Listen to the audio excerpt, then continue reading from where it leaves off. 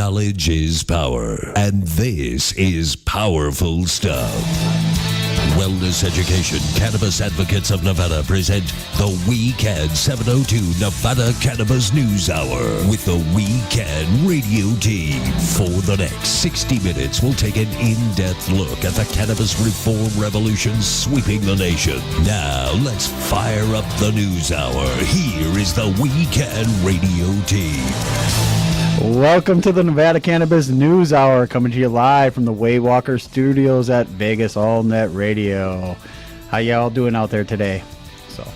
So, I'm here, your host Kurt Dukach. We have William Beach Baker, we have Michael McCullough, and Perry Heichu, and Lawrence behind the boards making us sound great.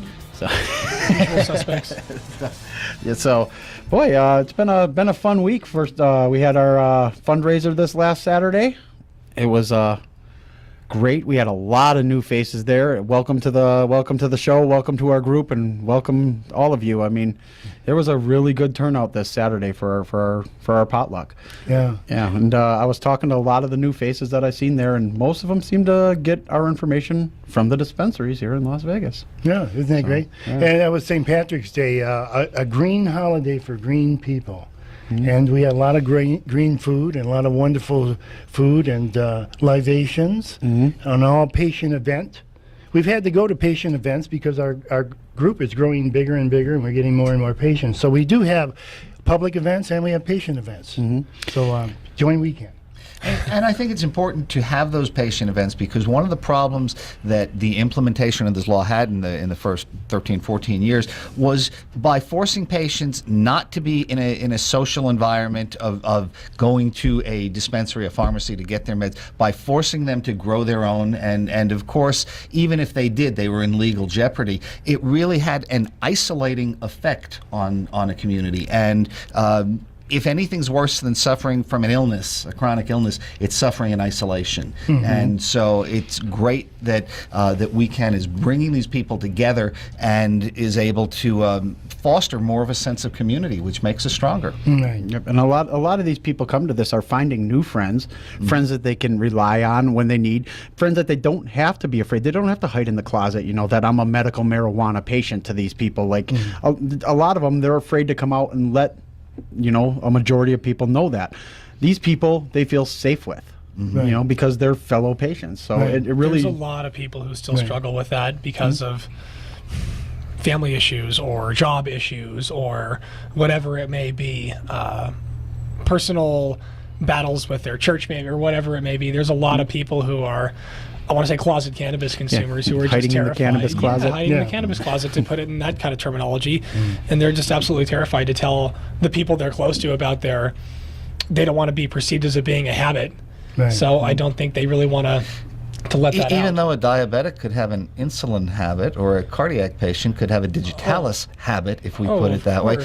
Unfortunately, there is that public perception, which is really changing finally after all this time, that if you use cannabis in any way, you are an addict. It's part of how the police levy charges on patients when they go in and grow them. If there's a gun, they charge them with NRS 202.360, which is unauthorized person in possession of a firearm. It doesn't matter that they have a clean record, doesn't matter that they're not driving while impaired or anything like that. The view of the authorities in that case is that because you are a legal medical user of marijuana, you are addicted to it, and therefore you are unauthorized by Nevada statute to have a gun. And it's something that has been fighting back and forth through the courts. Oh, it's ridiculous. Every day that goes by, I feel like the city gets a little bit more violent, and I feel less and less able to defend myself because of the medicine I've chosen to use.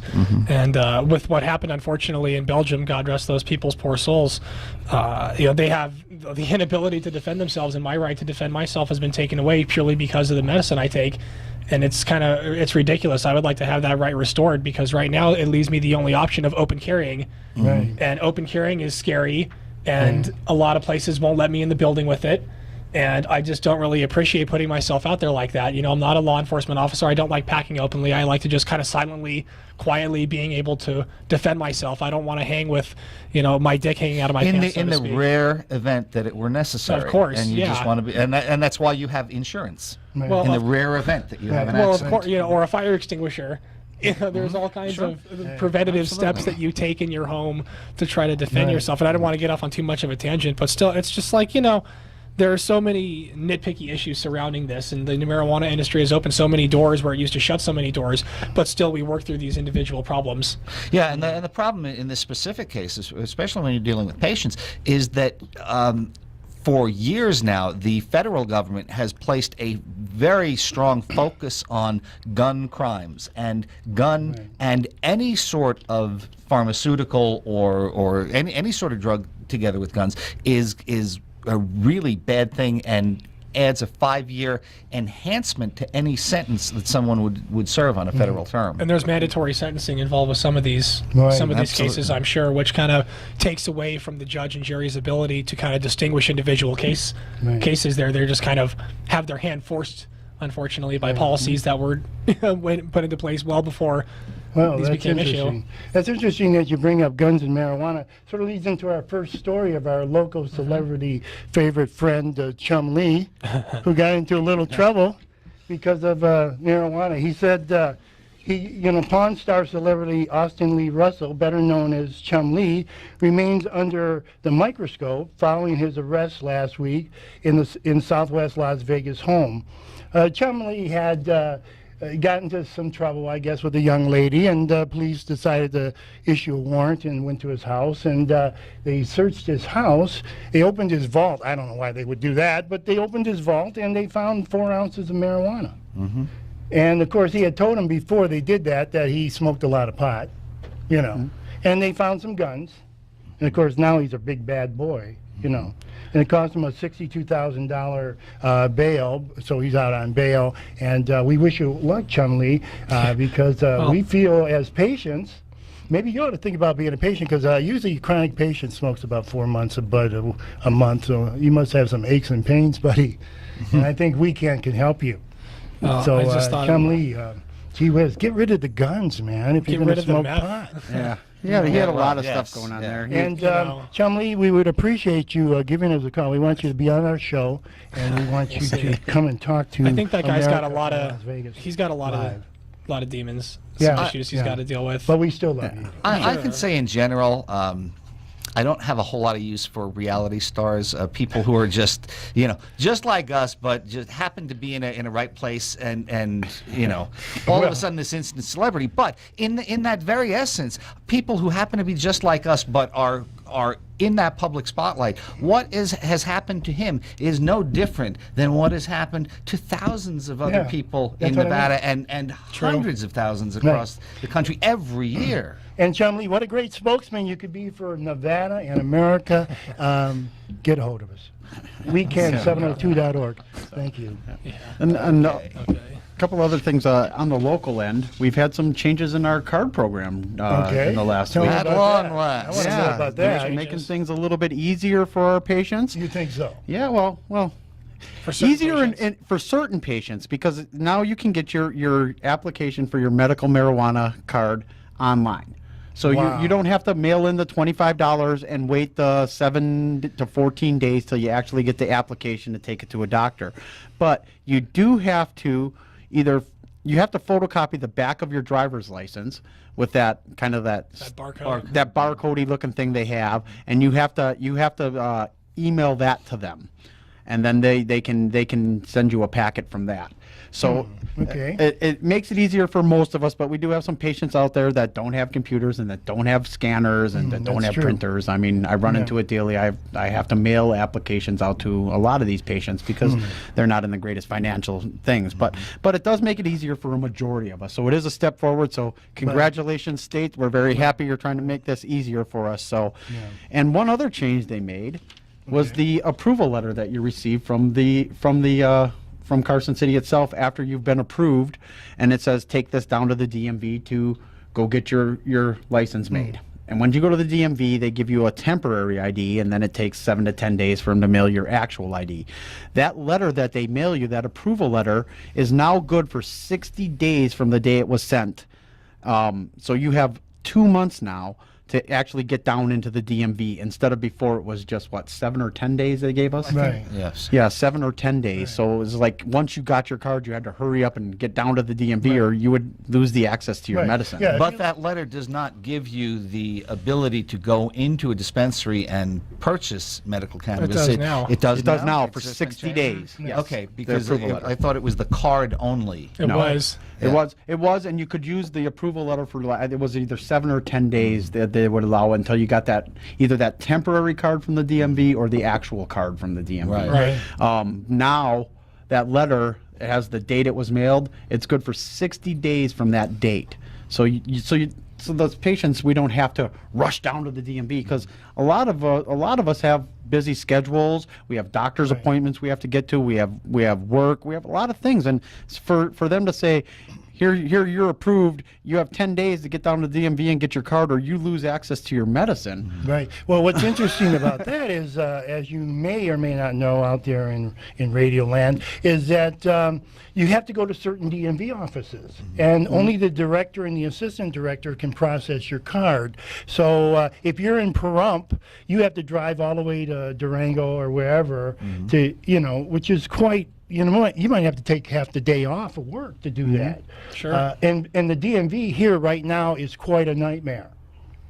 I mean, there are lines for hours and hours They're and hours. trying to clear it up for patients because, like, when you go in as a patient, you get to go through the handicap line. And I heard you can a do that. rumor on TV the other day that the DMV is going to start accepting appointments.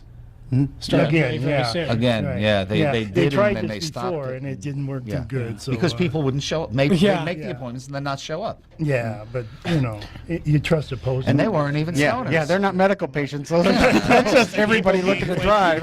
government bureaucracy at work. Yeah, I'm thrilled, as are we all, that we've been working in this for years and that the state is finally making these small steps in catering to the needs of the patients. But it's a damn shame that it's taken so many years that we've been badgering the state to do exactly this sort of thing that it's finally happened. So yes, bravo that it's happened, but damn, what took you so long? To be very frank, Well, they're not responsible. There's no transparency, Michael. Well, to be fair, They've exempted themselves, right? I mean, and it's still in the news. We talked about it last week about the legislators basically saying that they're not going to turn over their emails to the Associated Press or anybody or whatever. And they live a double standard. They don't have the transparency that the regular American people have. But now what's happening is the politicians are hearing it from their constituents here in Nevada, and they're starting to change their tune and saying, well, maybe we should revisit this.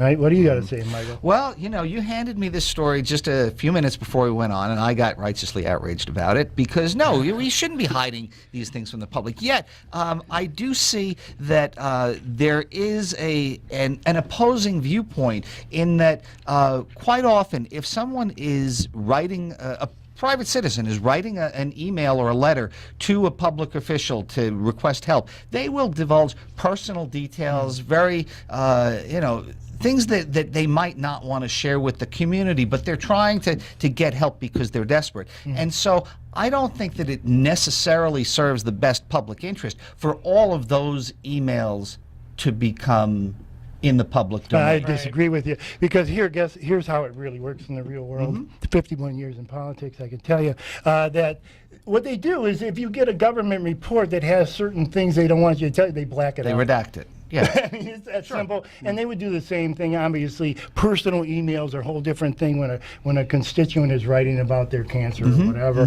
Obviously, we respect that. And in the news media, and everyo's going to respect that. Right. Because they've been doing that. I don't they've know. been blacking this crap out for a long time, let me tell you. TMZ to Gawker And, to you're always going to have London people Sun, yapping and bitching about it, Michael. But the truth is, we deserve transparency. We deserve our legislators. We need to know what they're going on, and how the bills are being paid and everything else. And there's just too much of that crap.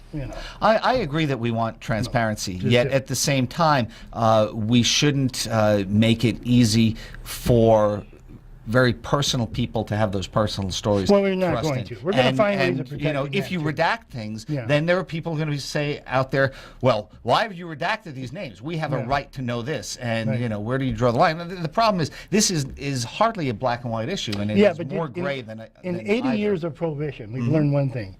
They don't give a damn what we say or ask for. They're going to do what they want to do. I was just going to say, to circle back. And we are the people. We are in charge, believe it or not. And we need to take charge. You sound like a Bernie Sanders man. No, I'm a libertarian Republican, and I've been all my life, and and you're very libertarian, and we're all kind of in there. We're just sick and tired of it for all different reasons. But we're all sick and tired of it. Yes. Well, look, everyone's sick and tired of it, and the only reason why these changes are happening so quickly is because there's vested business entities putting their feet to the fire on it. We've been barking for decades, and they're like, we don't care about what you say, and now all of a sudden, they're like, oh, we got to do this for the patients. Right. And it's just like, you don't give a shit about the patients. The buck stops here. If you gave a shit about the patients, you wouldn't tax them to death for their medicine. You wouldn't charge them up the ass for their fucking cards. And it is true. The reason they're moving on making these card things faster and the 60-day approval instead of the week or whatever it was is because it's because patients were losing access to their medicine, but also the businesses were losing access to those patients. Of course. So exactly that too. So look, it don't get me serves wrong. everybody at this A point, win's a win. I'll take the win, but for Christ, I'm just being honest about what the motives are here. There's no philanthropic love shown here. I for one, I am thankful that these business owners are backing us and putting money behind this and going up there and yelling the same things we've been yelling, because now they're actually listening to it. And as long as these people aren't out here trying to gouge us as patients and take advantage of us as patients, which I haven't seen any of that yet. I'm behind them 100%. I mean, absolutely. We got to use the resources we have, and right now that's a huge resource for us. Like I said, a win's a win, and I'm all for it. But Yeah, and that's what WECAN's all about. We've been having these workshops, and we're trying to learn and teach others to speak in one voice. And I got to say, the dispensaries and the cultivators and everybody for the last year has really come pretty close together, and I am proud of them, and I've been using dispensaries myself. I have to admit, they have some incredible, wonderful products, and I see people from all over the world in those places. So reciprocity must be working. And if you're a patient and you're in Michigan right now and you're watching this show, you can come. And you're a patient, you can bring your license here and come to Las Vegas. If you're in Maine, you can come here. I bet 40, if you're from Guam, you can come come out of state. You can come here from 23 states and all the territories. In actuality, you can come here from all 50 states and any territory or any place on the planet, and we can get you your medical marijuana product somehow, some way. Well, not now we ourselves, now there's actual services that are for out of state. It does not have to be a medical marijuana state or anything like that. But if you're from out of state and you're in our state and you want to try marijuana, there are places now that can get you a doctor's recommendation.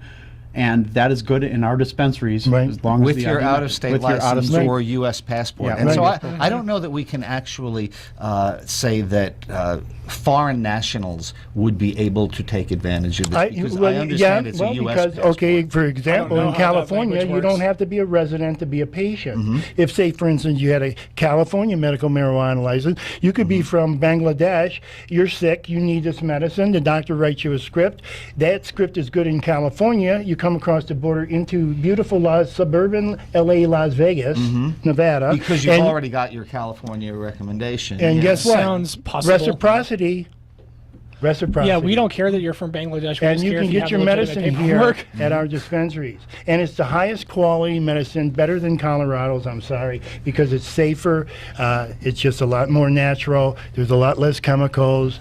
There's no... the testing regime is much more stringent. It definitely is. And we're building a good product. We're building a good product. I have to say, I'm impressed. All right, well... That's about time for us to take our first break, so we're going to take a little break here and listen to these words from our sponsors.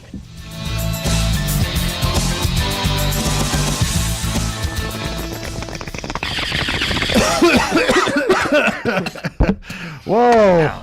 Well, as that sound indicates, it's time for our "It's 4:20 somewhere" moment.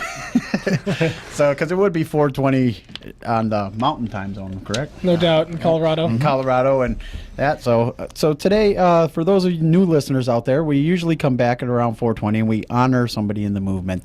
This time, we're going to honor Cindy Mae Meehan. For those of you who don't know, she was a 13-year-old medical marijuana advocate, and we recently just lost her.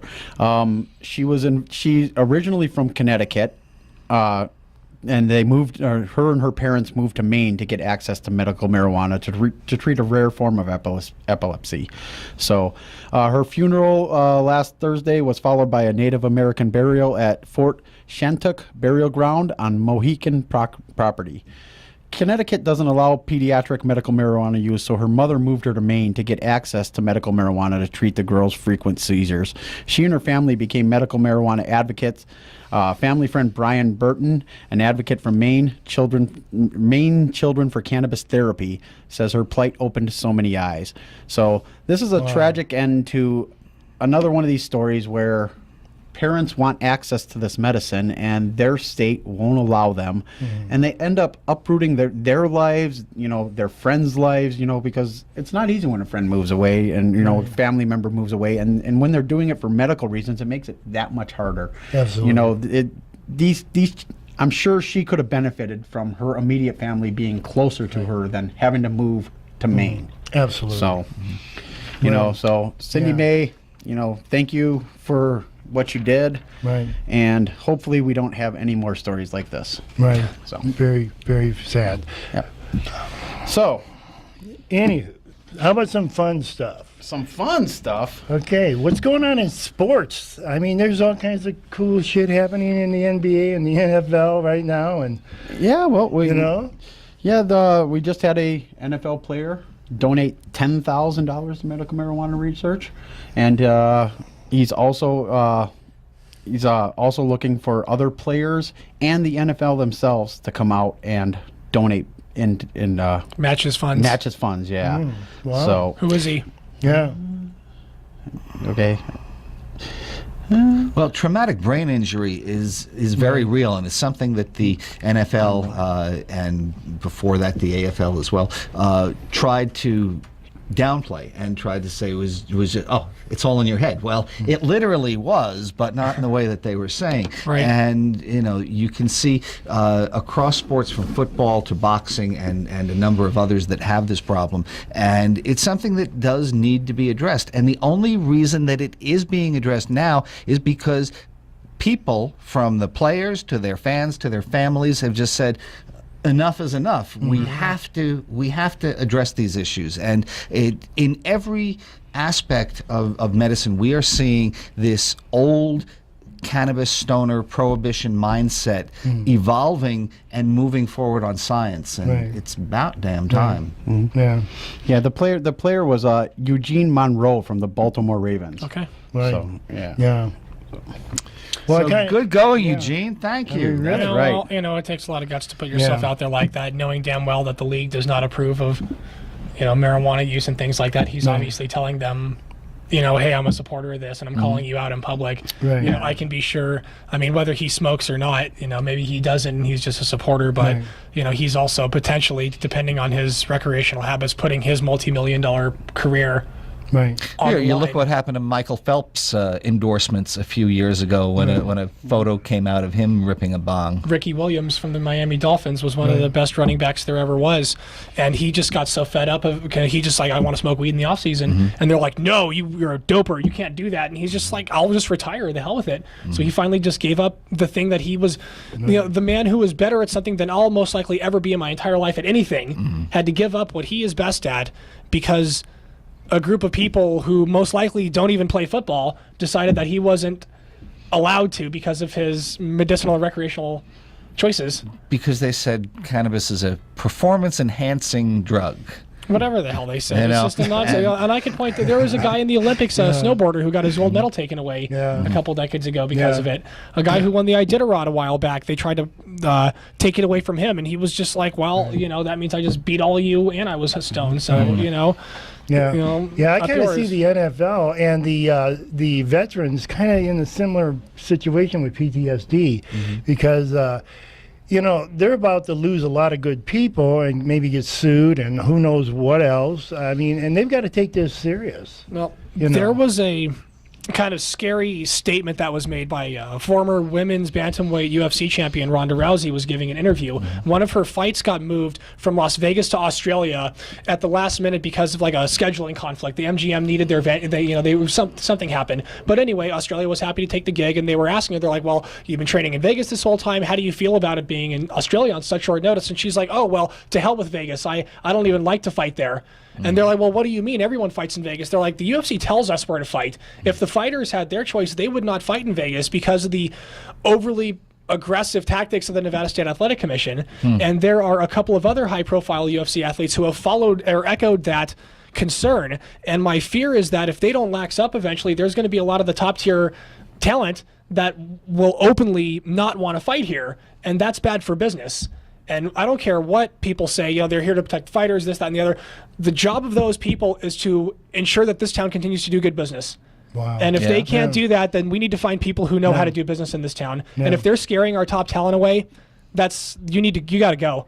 Right. So that's where I'm at with it. Without disagreeing with you, I would think that they would say that they were more concerned with protecting and promoting the integrity of the sport. And somehow to them, integrity of the sport means that if people need to treat their aches and pains after their performance in a perfectly safe and non-toxic way, that they can't do it. Oh, absolutely. It's very, very disappointing. We could go into it all day, but the sports, various sports entities. And I don't think, honestly, the UFC is the bad guy here. I think if they had their way, they would allow their fighters to do what they wanted to an extent because of, obviously their very lax drug testing policies over the past few years and things like that. They've let a lot of stuff slide. Hell, a guy named Michael Bisping almost got his eye dislocated by a guy who was on steroids, and they barely gave him a suspension compared to Nate Diaz, who almost got 5 years for smoking grass.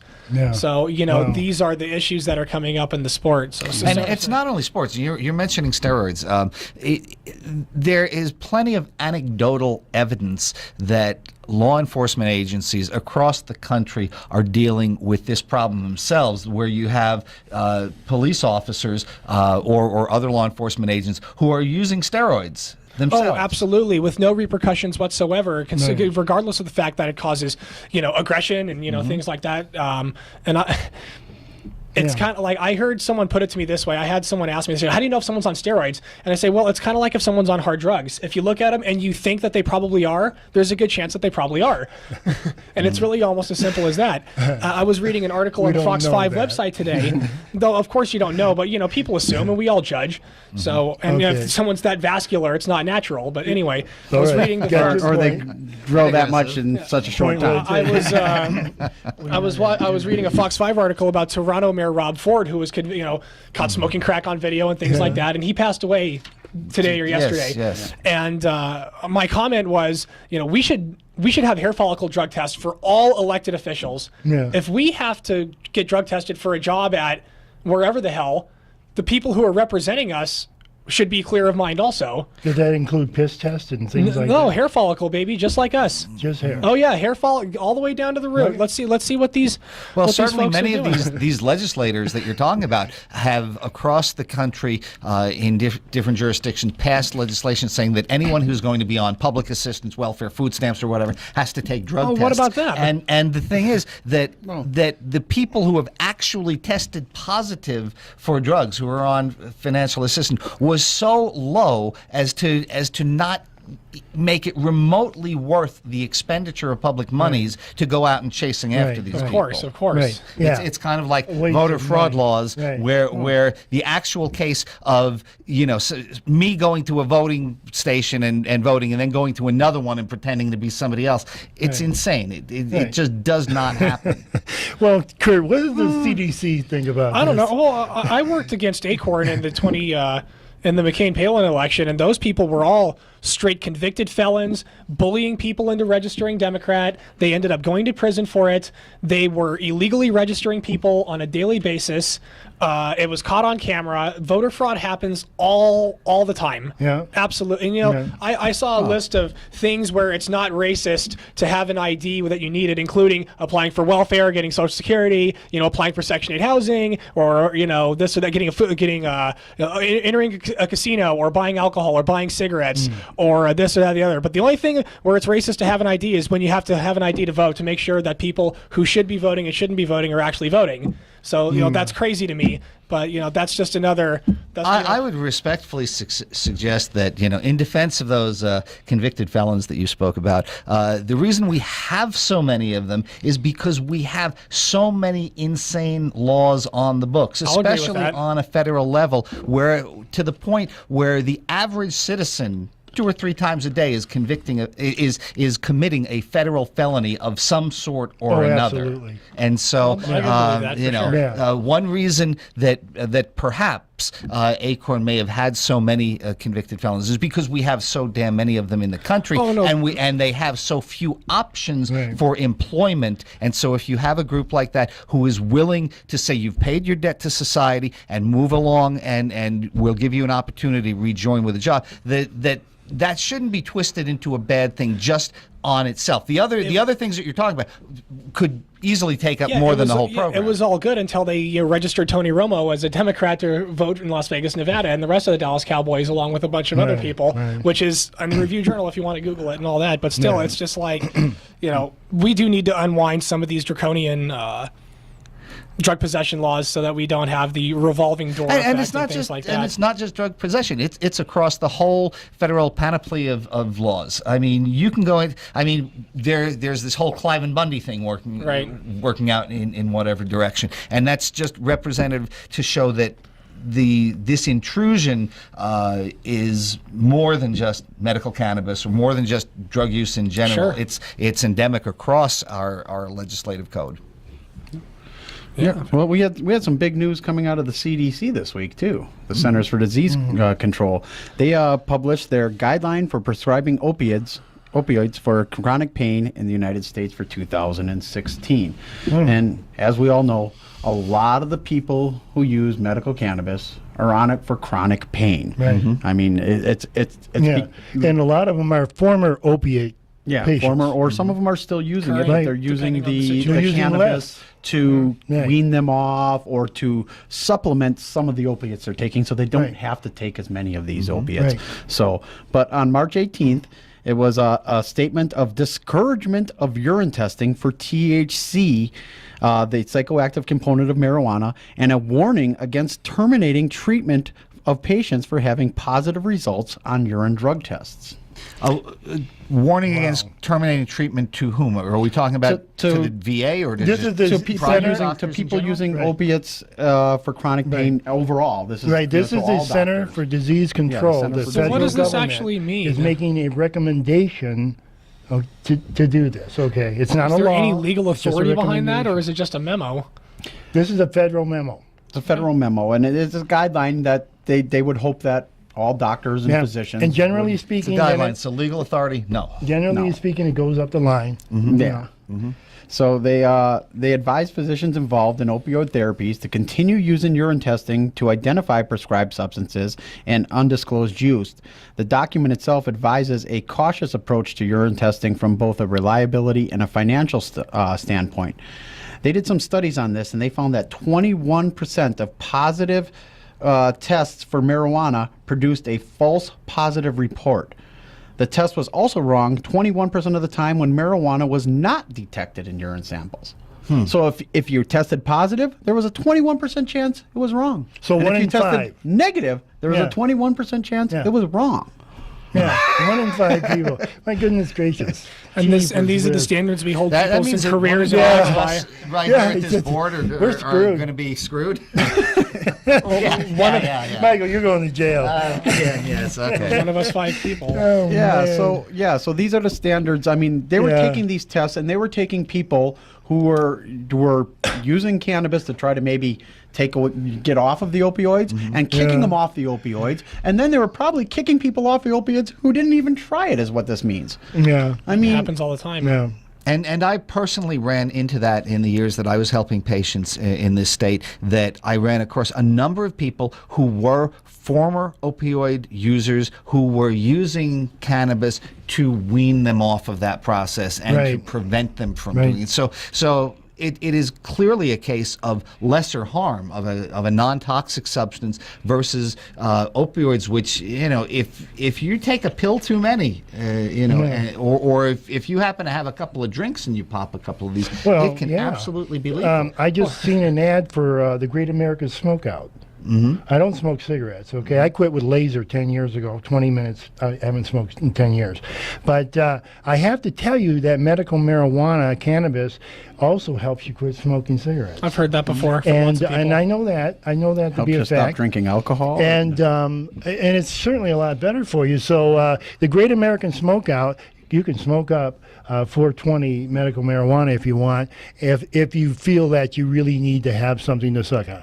Okay, and so talk to your doctor about that. Make sure it's safe to do that, and get a prescription, and come to Las Vegas and enjoy reciprocity with us.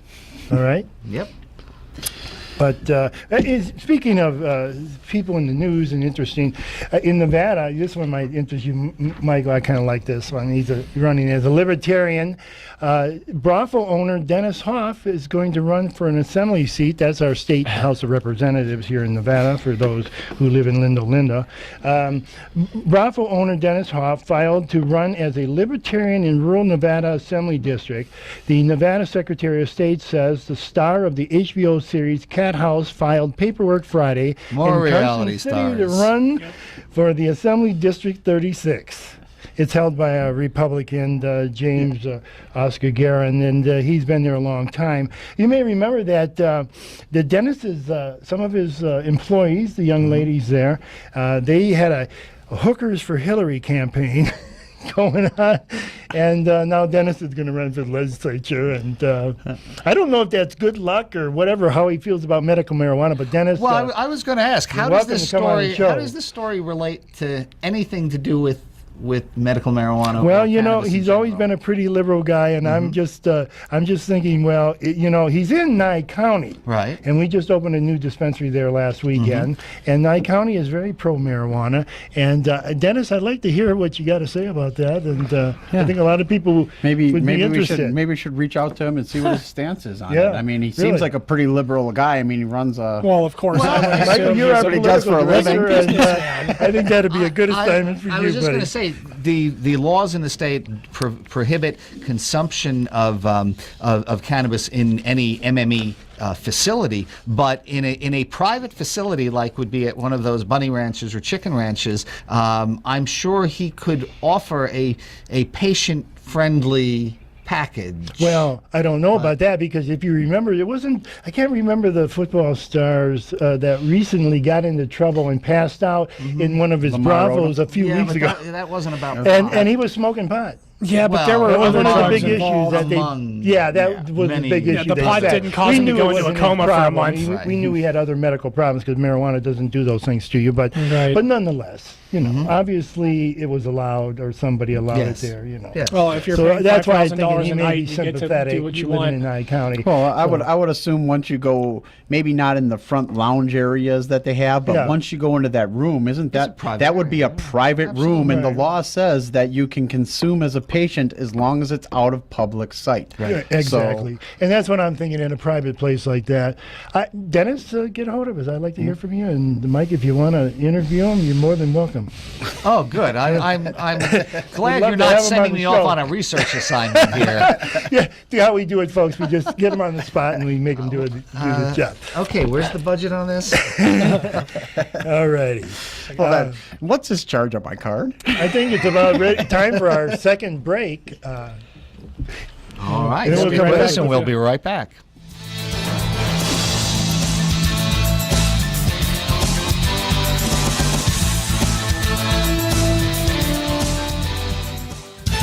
You're listening to the WECAN 702 Nevada Cannabis News Hour. Now, here again, the WECAN radio team. Welcome back to Nevada Cannabis News, coming to you live from the Way Walker Studios at Vegas All Net Radio. So, wow, we have some other great news. What? The Supreme Court? Yes, the Supreme Court has thrown out a lawsuit against Colorado that was filed by the Attorney Generals of Nebraska and Oklahoma. They argued that what Colorado was doing was violating federal law, and they were getting the spillover effect of smuggling through their own states. And the Supreme Court declined to hear this, and although two conservative justices, Clarence Thomas and Samuel Alito, said that they would have heard the case, and I think they would not have done that if they weren't looking to make a change with it. Of course. But overall, the Supreme Court did decline to hear this, and that's a good thing. I mean, Colorado stands by its law because they've noted that the Obama administration has indicated that the federal government lacks the resources and inclination to enforce fully the federal marijuana ban. Colorado also said that the Supreme Court was not the proper place to resolve this. The lawsuit by Oklahoma and Nevada was filed under the court's rarely used original jurisdiction doctrine, which covers instances in which the justices hear disputes between the states that are not first reviewed by the lower courts. So what the court is saying here is not that it's improper for them to hear this subject matter in general, but that Nebraska and Oklahoma had not gone ahead and sued at a lower level of federal district court, because the United States Supreme Court is not the court of first and last recourse simultaneously. Although, you know, they do have the option to do that, and they did choose to listen and they went back to basically their old This should order. be sending a Right. message to people who Right. might be thinking about doing other similar things. You got to go through the circuit courts Right. and things like that. Absolutely. You know what? There's a district court, then circuit District court of court, appeals, exactly. Right. and then from there to the Supreme Court. Yes. And Okay. Yeah. that's why they So call it this an should have uphill taken- battle. Right. Well, this should have Right. taken years and years, but Yeah. it kind of came rather quickly. Right, and But it did, and it's good it happened that way. Because Oklahoma and Nebraska essentially were trying to implement an emergency hearing on this, because they said, "Oh my God, the pot-eyed zombies are coming over every day, Right. and they're ruining the quality of life Right. for our good hard work Right. and God-fearing Okies." In So- politics, you call it a border war, and when 2 or 3 states team up or more, then it goes up the ladder, and it went up the ladder in the Supreme Court. But- it ended up in the Supreme Court. I've got to really take the Obama administration to task here. They're saying the federal government lacks the resources and inclination to enforce fully the federal marijuana ban. That's fine, but that does not leave the citizens with a clear-cut picture of what the government is going to do. He's been Yeah. dancing around this since he got in. Well, He's been dancing around before, something. and this But was Yeah. before on Obama, this of course. particular case and this particular issue, he came out and said Right. that he came to the Supreme Court and said, "Don't even hear this." Right. You know what I mean? Because Yeah. this is ridiculous. Right. See, no So, you lower know- court's going to undo what the Supreme Court just did. I don't So think. even well, if they according try to the go back, article, I don't they've think they kicked it lost. down to the lower court. I No, think they just didn't kick it dismissed down, but they technically could go back to the lower court, and you can file a new brief. It was or it was whatever. it was turned away in But an it's not gonna happen. unsigned opinion is Right. basically Yeah. what they did. They basically said we're not even gonna hear what No, you have. Yeah. they're not, because it's a border war, Well, I and gotta- it's settled. I mean, that's a great. No. If I is could a just great close piece. on it, I think that it's best described by Tom Angelo, the chairman of the Marijuana Majority, who said at the end of the day, if officials in Nebraska and Oklahoma are upset about how much time and resources their police are spending on marijuana cases, as they said in their briefs, well, then they should join Colorado in replacing prohibition with legalization. Absolutely. And the regulation that comes with it. Da-da. And now instead of spending money to fight it, we're making money off of it. Right. Yeah, absolutely. I mean, join the billion-dollar industry, you know. Well, as a matter of fact, I've seen something in the past week from Marijuana Business Daily that by 2020, this is expected to be a $40 billion industry between the main medical cannabis industry, and the ancillary services, which are really the lion's share of what any business does. And I'm here to making tell some you bold that's really projections. conservative. Yes. I thought they were conservative pretty estimate. bold projections from ArcView actually Right. coming through with that. Yeah, Big. for sure. We don't Yeah. really know what's going to happen. We have no idea to know how many states will actually legalize this November or not. We don't know what's going to happen with the there's usually rules in election years. Right. There are no rules this year. Right. Anything can happen. Right. We have no idea what's going to happen. As much as I would like to say, oh yeah, this is what's going to happen, and this is who's going to be president, and this. If anything over the last 6 or 7 months has shown us, it is so unpredictable, wildly so. As much as the infamous they want to try to put the clamps on it. I mean, we have no idea what the voter turnout might be in various jurisdictions, or what the hell could happen. As we saw once again, what happened in Belgium today. There's a lot of distractions out there. We're not really getting the word out right now about what's going. You know what I mean? Our bill in November, or the initiative petition, we haven't heard one word pro or against really in public. Right. It's just kind of, there's so much going on right now. And what you're saying about this being unpredictable, I think is especially scary, because the American people are unhappy with politics as usual, both Democrats and Republicans, which is why populist candidates like Sanders or Trump are having such a big response. But what really scares me for reform in this area and for the country in general is that all it would take is one Brussels or Paris type incident in the United States to lurch that electorate strongly to the right and wipe out a number of the gains that we've made in the past 7 years. I hate to say it this way, but all of this fear, this international terrorism just plays right into Trump's hands. As he beats that war drum, people just feed off of it, And I happened to be that his this attack happened on a primary day for 3 or 4 states. Right. I would assume it'll play to him. We'll see. It's sad. They captured that one guy, and then these people went nuts. I mean, they had to speed up what was going to happen because they thought they were going to get How caught. about a little bit of regional news? I got a story from Los Angeles that's kind of on the other side of the coin, because this is some great news coming from the Supreme Court. This is not such good news coming from Los Angeles. An appeals court, a state appeals court, has upheld a judge's decision to block a smartphone application that allows people in Los Angeles to have medical marijuana delivered to your house. A division of the 2nd District Court of Appeals on Monday said the app by a company called Nestdrop violated a 2013 voter-approved law that restricted medical marijuana facilities in the city. The 3-judge panel said that the law, also known as Proposition D, also generally prohibits marijuana deliveries by vehicle. The panel upheld a lower court's decision to issue a preliminary injunction. A call to an attorney for Nestdrop was not immediately returned. The company was sued in 2014 by the Los Angeles city attorney, who sought to shut it down as a violation of Prop D. I worked in a Los Angeles dispensary before Prop D happened, and it was a lot of fun. We could kind of basically stay open whenever we wanted, do what we wanted. Prop D, gives you very strict hours of operation, and this, that, and the other. No more consumption on premises, because we used to have hash bars and all kinds of fun stuff. And I'm not sure if what's this company's name here? Nestdrop. I'm not sure if they're the parent company to Weed Maps. I don't think they are. But this is just kind of a chink in that armor, because forever, for the longest time since I can remember, Weed Maps has been kind of untouchable. All these illegal jurisdictions, like nothing ever happened to them, and even just maybe a couple of weeks ago did all the illegal Weed Maps delivery services disappear off of our radar. It's supposed to be on the 15th. Okay. That was the agreement terms. They came to an agreement with Nevada. Well, there you go. But still, this is going to hurt their business for sure. Yeah, absolutely. And I'm not sure exactly how I feel about it, because I feel like if people have a business license and they're legal, they should be able to have a delivery service and advertise their services. I mean, Weed Maps has been a staple among the community for I don't know who's going to replace them. Yeah. Or if this is even weed maps. But Yeah, if these and the things go younger away, generation- what happens then? The younger generation's really into that Leafly, kind of yeah. technology and delivery type of services and stuff.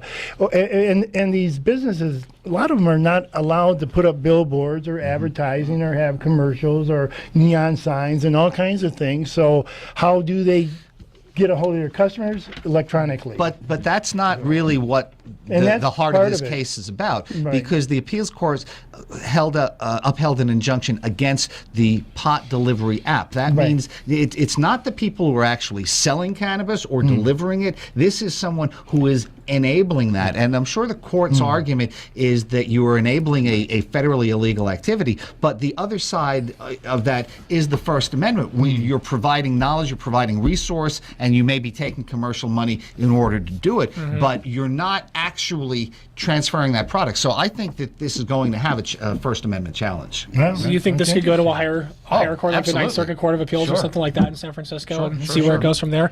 Well, we'll be following this development, and I think Kurt has some announcements as we're winding down here. Yeah, we're just about out of time, so we're about that announcement time.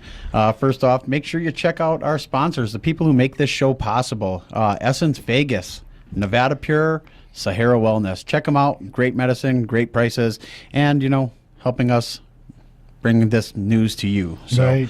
on our event side, with this weekend, we got our patient support group out in Pahrump on Saturday the 26th at 2 p.m. We also have First Friday coming up next week on April 1st. So, and then, of course, April Fools. First Friday, yeah. So cool. we're out there behind the Arts Factory and that. Right. So, and then we have our big 420 party coming up out there in Boulder City on April 16th. Coming soon. Yeah, Wow, I you mean, don't want to miss that. Get your tickets. It's save a few bucks, it's get 'em in really advance. starting to roll. People are contacting me multiple times a day. I'm getting things now. So Lots of vendors, great music. yeah, great music, lots of vendors, good food. Yeah, it's going to make the St. Patrick's Day party look like a little drop in the bucket. So, check all that out. If you want any information on what we're doing, make sure you go to our website, WECAN702.org, and it has all of our events and all of the stuff that's happening here in Nevada in there, and also some great news. So, or you can reach us at 1-844-WECAN-LV. So, Thank you again. So, and we'll see yeah. you guys And next we'll week. see you on the radio. yeah, great Stay news. careful, Come to stay Las safe, Vegas. and we'll see you next time. Thank you.